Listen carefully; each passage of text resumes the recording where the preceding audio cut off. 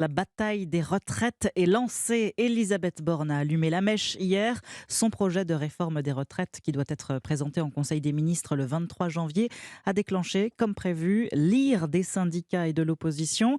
Principale mesure contestée, Barthélémy Philippe, le report de l'âge légal de départ à la retraite qui passera bien de 62 à 64 ans. Oui, il n'y avait plus vraiment de suspense. Dès le 1er septembre, l'âge légal sera repoussé d'un trimestre par an pour les Français nés à partir de 1961.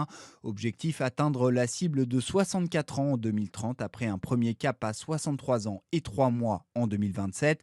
Deuxième annonce majeure d'Elisabeth Borne, l'accélération de la réforme Touraine qui produira tous ses effets dès 2027 au lieu de 2035. Nous n'irons pas plus loin que les 43 ans de cotisation pour partir avec une retraite à taux plein. Nous atteindrons cette cible plus vite. Nous serons à 43 ans en 2027. Et en complément de ces annonces, le gouvernement a dévoilé plusieurs mesures sociales. La pension minimum pour une retraite à taux plein va être portée à 1 200 euros. Les carrières longues seront prises en compte avec la possibilité de partir plus tôt pour ceux qui ont commencé à travailler avant 20 ans.